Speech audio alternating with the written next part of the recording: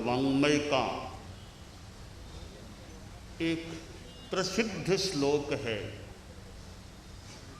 धम्मो मंगल मुक्किट्ठम अहिंसा संजमो तवो देवावि तं नमं संति जस्य धम्मे सया मनो। आज मृगसर कृष्णा दशमी है और आज का दिन जैन शासन में वर्णित 24 तीर्थंकरों की परंपरा में अंतिम और 24वें तीर्थंकर भगवान वर्धमान यानी श्रमण भगवान महावीर के दीक्षा के साथ जुड़ा हुआ है। यानी आज के दिन मृगसर कृष्णा दशमी को वर्धमान ने गार्हस्थ्य का परित्याग कर साधुत्व की भूमिका पर आरोहण किया था। हमारी दुनिया में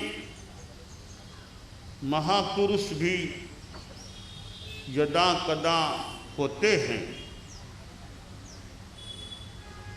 जैसा कि भगवत गीता में जो कहा गया, यदा यदा ही धर्मस्य ग्लानिर्भवति भारत अभ्युत्थान मधर्मस्य तदात्मानं सृजाम्यहम् परित्राणाय साधूनां विनाशाय च दुष्कृतां धर्म संस्थापनार्थाय संभवामि युगे युगे। ये गीता के 2 श्लोक हैं। इनमें बताया गया है, जब धर्म की ग्लानि होती है और अधर्म का उत्थान हो जाता है, तब तब मैं अवतार लेता हूँ, जन्म लेता हूँ। यह श्री कृष्ण की भाषा हो सकती है। और साधुओं की रक्षा के लिए, सज्जनों की रक्षा के लिए, पापियों का विनाश करने के लिए, धर्म का संस्थापन करने के लिए मैं युग युग में यूँ पैदा होता हूँ। यह गीता की बात है। इस बात के साथ सहमति हो न हो, परंतु इस श्लोकद्वयी का थोड़ा एक मिलता जुलता दूसरा कुछ अर्थ निकाले। भगवान अवतार ले न ले, यह एक विवादास्पद या सहमति असहमति की बात हो सकती है, पर दुनिया में महापुरुष यदा कदा पैदा होते हैं। भगवान महावीर इस दुनिया में आए, मनुष्य के रूप में वे जन्मे, तो वे भी एक प्रकार का अवतार करके आए थे। अवतार कैसे कि वो देवलोक से आए तो ऊपर से नीचे आए, तो नीचे से ऊपर जाना तो उत्तार मान लें, ऊपर से नीचे आना अवतार मान लें। एक संदर्भ में तो उन्होंने मानो देवलोक से अवतार लिया और मनुष्य के रूप में पैदा हुए थे। और भी बच्चे पैदा होते ही हैं, वे भी पैदा हुए, परंतु वे सामान्य बालक के रूप में पैदा नहीं हुए, कुछ विशिष्टता लिए हुए वे थे। विशिष्ट ज्ञान और विशिष्ट ज्ञान उनमें देवगति में भी, और कुछ विशिष्टता थी यहाँ तक कि माँ के उदर में स्थित थे, गर्भस्थ थे, तो भी उन्होंने मानो गहरा एक चिंतन किया, ध्यान दिया थोड़ी बात आश्चर्य की सी हो सकती है कि गर्भावस्था में बालक वर्धमान ने, शिशु ने चिंतन किया कि मैं माँ के उदर में हूँ, मेरे कारण से माँ को तकलीफ नहीं होनी चाहिए। मैं इधर उधर स्पंदन कंपन ऐसे करता हूँ तो माँ को कष्ट होता होगा, तो माँ को कष्ट नहीं होना चाहिए। उन्होंने कंपन स्पंदन चलन बंद कर लिया, स्थिर हो गए। सोचा अब माँ को साता हो रही होगी, मैंने हलन चलन बंद कर दिया है। तो माँ को जब यह लगा कि हलन चलन बंद है भीतर में, तो माँ ने सोचा लगता है मेरा भाग्य कहाँ ऐसा बच्चा मुझे मिले, वो बच्चा तो अब मर गया लगता है। तभी तो यह क्रिया बंद हो गई है। माँ तो उदास हो गई, चिंता शोक सागर में निमग्न हो गई। उधर वर्धमान ने सोचा अब माँ के ठीक होगा, देखो अब माँ साता में है ना। देखा अरे माँ तो अब दुखी हो गई, मेरा स्पंदन बंद करने से दुखी हो गई है। सोचा रे गलत काम हो गया यह तो। वापिस स्पंदन कंपन हलन चलन जो भी शुरू किया, तब माँ को लगा नहीं नहीं मेरा गर्भ सुरक्षित है, बीच में कुछ ऐसा हो गया होगा, गर्भ सुरक्षित है। फिर माँ की वो उदासी दुख मानो दूर हो गया। शिशु ने सोचा रे माँ को कितना कष्ट हो गया जब मैंने स्पंदन कंपन बंद कर दिया था, तो अगर मैं जन्म के बाद माँ के सामने दीक्षा लूँगा तो माँ को कितना कष्ट होगा। माँ को कष्ट नहीं होना चाहिए, माता पिता को तकलीफ नहीं होनी चाहिए।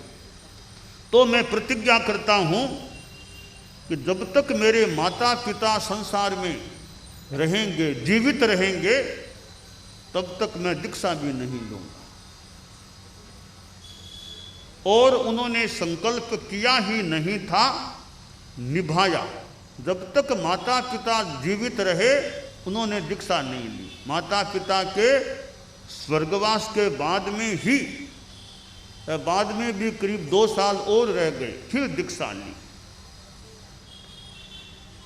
यह वर्धमान शिशु का जो चिंतन था, एक मातृ पितृ भक्ति का उदाहरण है। माता पिता के प्रति कितनी भक्ति थी, या कितना अनुराग राग स्नेह जो भी उनका भाव था।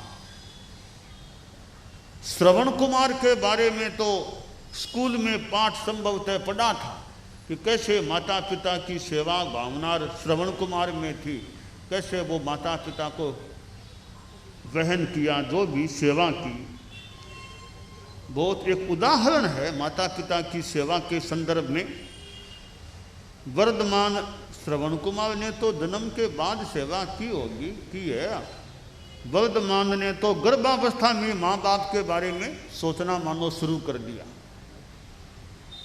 भगवान महावीर जो वर्धमान थे गृहस्थावस्था में, माता पिता का देहावसान हो जाने के बाद अब दीक्षा लेने का विचार शुरू किया। नंदीवर्धन भाई से कहा, चाचा भी सुपार्श, अब दीक्षा लेनी है। वर्धमान से कहा गया अभी तो माता पिता देवलोक हुए हैं, अभी तो उनका राजकीय शोक चलेगा, शोक काल में थोड़ी दीक्षा होती है। का कब तक रहना पड़ेगा कि 2 वर्ष और रहना होगा। 2 वर्ष और रहना मंजूर कर लिया, परंतु साधक के रूप में अब रहना है। अपने ढंग से साधना की चर्या को स्वीकार कर लिया था, साधक के रूप में रहे। आखिर वो लगभग जो भी 2 साल पूरे हो गए, तब आज के दिन मृगसर कृष्णा दशमी के दिन वर्धमान ने मुनित्व का संकल्प स्वीकार किया था। सब्बम में अकर्णिजम पावकम्मम, सारे पाप कर्म अब मेरे लिए अकरणीय रहेंगे, अब सहन करना है, परिसहों को सहन करना है। और वह दिन उनके लिए, या दिन तो वास्तव में क्या धन्य और क्या अधन्य, वो आदमी खुद धन्य बन जाता है जो संन्यास लेता है। दिन को तो क्या फर्क पड़ा, आज के दिन कोई ने कोई काम किया, कोई ने कोई काम किया होगा, तो दिन का तो क्या धन्य और क्या अधन्य, उपचार से भले कह दें, वो आत्मा धन्य हो जाती है जो संन्यास साधुत्व को ग्रहण कर लेती है, स्वीकार कर लेती है। अब वर्धमान साधु बन गए, साधना काल उनका चला लगभग 12.5 वर्षों तक। उन्होंने मानो विशेष साधना की, और कैसे उन्हें स्थान मिले, कुछ तो मानो खुद चला करके ऐसे स्थान में चले जाते जहां भयावह स्थिति होती। कहाँ शूलपाणी यक्ष का मंदिर, वहां भी चले गए, निषेध किया तो भी कोई दिक्कत नहीं, वो स्थान भी उन्होंने रहने के लिए स्वीकार किया। चंडकोशिक सरब के परिपार्श्व में भी चले गए। एक अभय के मानो मूर्ति पुरुष, कितना उनमें अभय का भाव रहा होगा कि सांप है कि यक्ष है, कोई है। और जो साधक है, सबके साथ मैत्री भाव रखने वाला है, उसका क्या तो सांप बिगाड़ेगा और क्या और कोई बिगाड़ेगा, बिगाड़ भी देगा स्थूल रूप में। तो साधक तो अपने आप में कल्याण की दिशा में ही आगे बढ़ सकेगा, अगर उच्च कोटि का वैसा कोई साधक है तो। महावीर को चंड कौशिक ने दशा, कोई बात नहीं, और भी कुछ सांप ने प्रयास किया, पर महावीर अडोल अपनी साधना में खड़े रहे। शूलपाणी यक्ष मंदिर में कितने कष्ट दिए गए, जानलेवा वेदना की स्थितियां, परंतु महावीर की जान यों जाए कैसे, वो तीर्थंकर होने वाले थे। तो उनका साधना काल चला लगभग 12.5 वर्षों की कठोर विशिष्ट साधना के बाद उन्होंने केवल ज्ञान, केवल दर्शन को प्राप्त किया। और फिर देशना प्रवचन का क्रम शुरू हुआ, और कितनों को कल्याण का मार्ग मिला। लगभग 30 वर्षों तक वे तीर्थंकर के रूप में रहे, विचरे, और जीवन काल उनको बहुत लंबा नहीं मिला, लगभग 72 वर्ष का जीवन काल। आज भी 90, 94, 95, 100 से ज़्यादा वर्षों के व्यक्ति भी मिल जाते हैं। भगवान महावीर ने ज़्यादा लंबा आयुष्य प्राप्त नहीं किया। यह दीर्घ आयुष्य की बात आती है तो भी दीर्घ आयुष्य ठीक है, एक संदर्भ से दीर्घ आयुष्य का भी महत्व हो जाए, उससे भी ज़्यादा महत्व है कि जितना जीवन जिया वो कैसा जिया, कितना उच्च स्तर का जीवन जिया। भगवान महावीर को दीर्घ जीवी, सुदीर्घ जीवी तो मैं न भी कहूँ, परंतु वे परम जीवी थे, यानी बहुत परम जीवन जीने वाले और अध्यात्म जीवी थे, परम जीवी थे, भले वे सुदीर्घ जीवी नहीं थे। और जीवन के बाद मोक्ष मिलने वाला है तो क्या फर्क पड़ेगा, 100 वर्ष जियो चाहे 72 वर्ष, आगे तो मोक्ष तैयार है।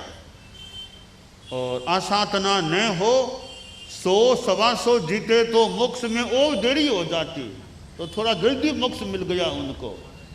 तो वो कथानक या घटना में का महावीर को कहा जल्दी मर, तो यानी मोक्ष तैयार है आगे। तो ऐसे तीर्थंकर पुरुष इस भरतक क्षेत्र की इस अवसरकिणी काल के अंतिम तीर्थंकर भगवान महावीर आज हमें जैन आगम प्राप्त हैं। और जैन आगमों में जो अहिंसा, संयम, तप का संदेश है, हम भगवान महावीर से संबद्ध जैन शासन के लोग हैं और आगम जैन शासन से जुड़े हुए हैं। तो जैन आगमों में अहिंसा की बात आई है, संयम की बात आई है, तप की बात आई है। भगवान महावीर ने कितनी अहिंसा की साधना की।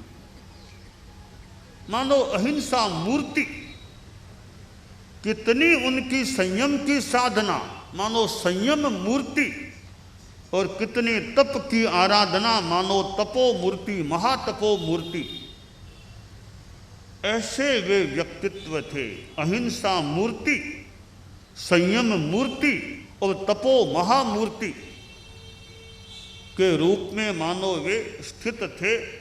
उनकी तपस्या, अनाहार की तपस्या भी साधना काल में कितनी अच्छी हुई थी। और यह अनाहार की तपस्या है, वो भी आभ्यंतर तपस्या में सहयोग देने वाली हो। बाह्यम तपः परम दुस्तर माचरत्वम आभ्यंतरस्य तपसः परिबृंहणाय।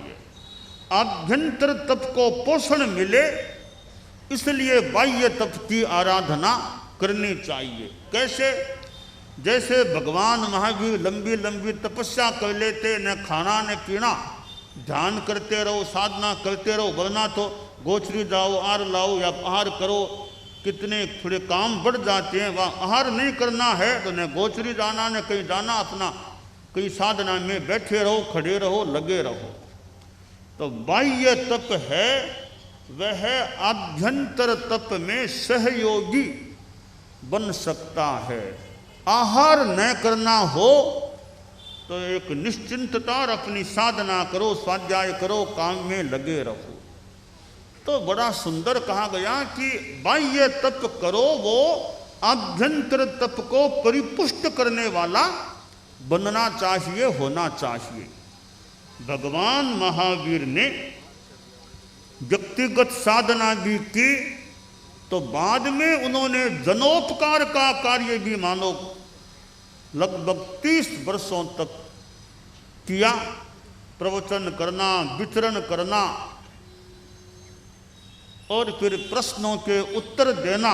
गौतम स्वामी जैसे प्रश्नकर्ता, मानो प्रमुख प्रश्नकर्ता, और भगवान महावीर उत्तरदाता जैसा आगमों में प्राप्त होता है।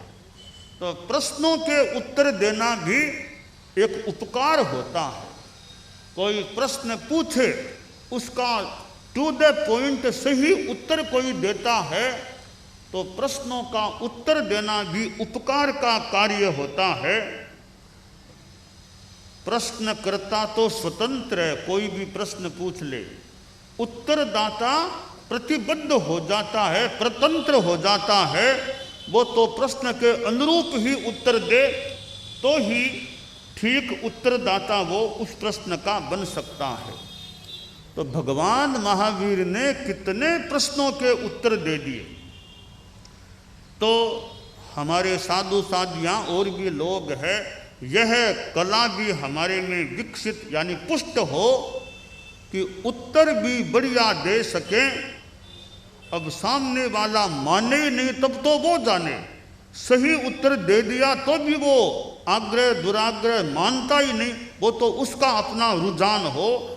पर अपनी ओर से प्रश्न का सही उत्तर दे सके, इतना ज्ञान हो, इतना अध्ययन हो, इतना खुद की प्रतिभा हो, प्रज्ञा हो, तो प्रश्नों के यथासंभवतया सही उत्तर भी दिए जा सकते हैं। आखिर भगवान महावीर का लगभग 72 वर्षों का जीवन काल पूर्ण होने पर कार्तिक कृष्णा अमावस्या की रात्रि में निर्वाण हुआ था। यह वर्ष भगवान महावीर के 2550वें निर्वाण वर्ष के रूप में मनाया जा रहा है यह वर्ष। तो आज भगवान महावीर का यह दीक्षा दिवस है। हम परम प्रभु परमात्मा भगवान महावीर को वंदन करते हैं। उनकी जो साधना थी वो साधना हमारे भीतर भी जितने अंशों में आ सके आए, पुष्ट हो। उनके पास जितना ज्ञान था उतनी तो आशा नहीं है।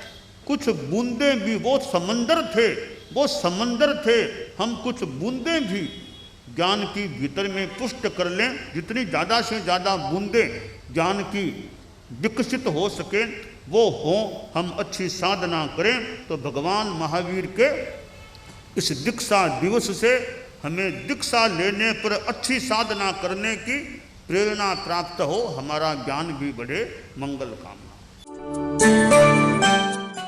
एकाग्रता, तन्मयता, अपने आप को मंगलमय अनुभव करते हुए नमो अरहंताणम, नमो सिद्धाणम, नमो आयरियाणम, नमो उवज्झायाणम, नमो लोए सब्बसाहूणम,